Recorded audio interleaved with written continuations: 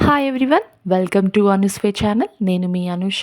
Evening snack ఏం చేద్దామా అని ఆలోచిస్తున్నారా? ఒక్కసారి ఈ గోబీ 65ని ట్రై చేయండి ఇంట్లోనే.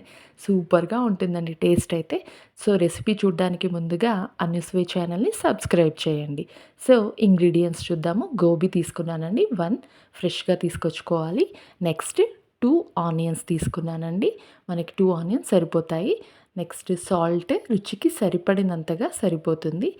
తరువాత రెడ్ చిల్లీ పౌడర్, ఇది కూడా అంతే అండి, రుచికి సరిపడినంతగా మనం వేసుకోవాలి. కర్రీ లీవ్స్ కొన్ని గుప్పెడన్ని తీసుకుంటే సరిపోతుంది. సో ప్రొసీజర్ చూసేద్దాం ఇప్పుడు. ఒక బౌల్ తీసుకొని శనగపిండి తీసుకున్నానండి 1 కప్. దాంట్లోనే 1 కప్ బియ్యం పిండి అండి. బియ్యం పిండిని కూడా దాంట్లో యాడ్ చేసి నెక్స్ట్ 1 టేబుల్ స్పూన్ రుచికి సరిపడినంతగా మీరు వేసుకోవాలి. నేను ఇక్కడ సాల్ట్ 1 టేబుల్ స్పూన్ తీసుకున్నాను, సరిపోతుందండి. నెక్స్ట్ రెడ్ చిల్లీ పౌడర్ కూడా 1 టేబుల్ స్పూన్ తీసుకున్నాను. తర్వాత పసుపు అండి, పసుపు కూడా 1 టేబుల్ స్పూన్ తీసేసుకున్నాను. ఆ విధంగా 1 బై 1 ఈ విధంగా యాడ్ చేసిన తర్వాత 1 టేబుల్ స్పూన్ జీరా కూడా యాడ్ చేయాలండి. జీరా యాడ్ చేసిన తర్వాత ఒకసారి ఈ ఇంగ్రీడియంట్స్‌నంటిని ఈ విధంగా కలుపుకోవాలి. ఈ విధంగా కలిపిన తర్వాత వాటర్ తీసుకోవాలండి కొన్ని. వాటర్ కొంచెం చూస్తూ వేయాలండి. స్మూత్ బ్యాటర్ వచ్చేలాగా మెల్లిగా కలుపుతూ నెమ్మదిగా ఈ విధంగా కలుపుతూ ఉండాలి. చూడండి, ఈ విధంగా ఉండలు కట్టకూడదు. సో ఈ విధంగా స్మూత్‌గా అవ్వాలి. ఓకేనా? స్మూత్ బ్యాటర్ వచ్చి పక్కన పెట్టేసుకుందాం. నెక్స్ట్ గోబీని చిన్న చిన్న ముక్కలుగా కట్ చేసి కొంచెం సాల్ట్ వేసి సాల్ట్ వాటర్లో ఉడికించుకోవాలి. ఈ విధంగా ఒక 5 మినిట్స్ ఉడికితే సరిపోతుంది.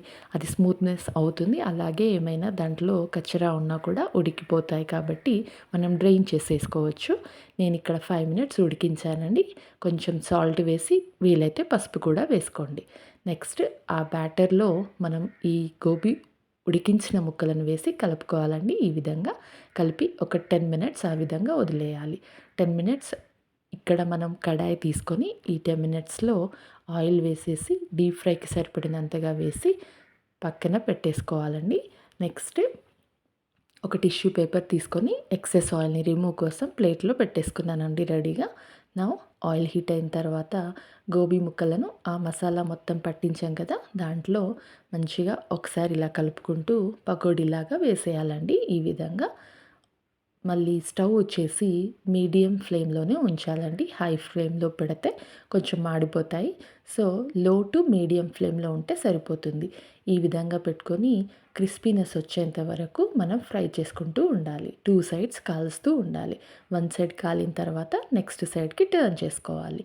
అంటే క్రిస్పీనెస్ మీద ఆధారపడి ఉంటుంది. మీరు మరీ క్రిస్పీ కావాలనుకుంటే ఎక్కువసేపు ఫ్రై చేసుకోవాలి. నార్మల్ అనుకుంటే లైట్ గోల్డెన్ కలర్ రాగానే తీసేసుకోవాలండి. అక్కడ పక్కన మనం టిష్యూ పేపర్ పెట్టుకున్నాం కదా, దానిపైన వేస్తే ఎక్సెస్ ఆయిల్ కూడా రిమూవ్ అయిపోతుంది. సో ఈ విధంగా మీరు డీప్ ఫ్రైకి చేసిన తర్వాత పక్కన ఉన్న టిష్యూ పేపర్లో వేసేసుకోండి. ఎక్సెస్ ఆయిల్ అంతా వెళ్ళిపోతుంది. మనం తినే టైం కల్లా ఆయిలీగా ఉండకుండా ఉంటుంది. ఓకేనా అండి? ఈ విధంగా చేస్తూ ఉండండి. తర్వాత క్రిస్పీనెస్ ఎక్కువ కావాలి అని అనుకుంటే మీరు కొంచెము వంట సోడా కూడా యాడ్ చేసుకోండండి. మనం కలుపుకున్నప్పుడే. నేను ఇక్కడ వంట సోడా తీసుకోలేదండి. తరువాత ఈ విధంగా వేసిన తర్వాత దీంట్లోకి మీరు సాస్ అయినా తీసుకోవచ్చు. టీలో అయినా స్నాక్ లాగా ఉపయోగించుకోవచ్చు. ఈవినింగ్ టైంలో తీసుకుంటే యమ్మీగా హాట్‌గా బావుంటుంది. ఈరోజే ట్రై చేయండి మీరు కూడా. అలాగేనా? ఓకే. ఇప్పుడు ఈ విధంగా మనం 2 సైడ్స్ టర్న్ చేసుకొని క్రిస్పీనెస్ వచ్చేంత వరకి ఫ్రై చేస్తూ ఉన్నాము. సో ఈ విధంగా ఫ్రై అయిన తర్వాత పక్కన పెట్టేసుకొని తర్వాత మనము కర్రీ లీవ్స్ అండి.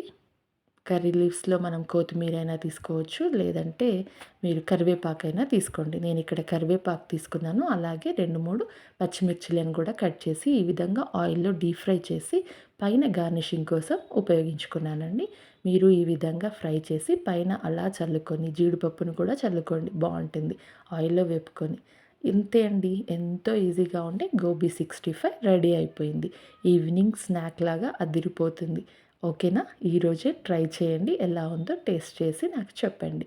అండ్ సబ్స్క్రైబ్ చేయడం మాత్రం మర్చిపోవద్దండి అనుస్వే ఛానల్‌ని. మీరు సబ్స్క్రైబ్ చేస్తే నోటిఫికేషన్స్ వస్తాయి. So you can find me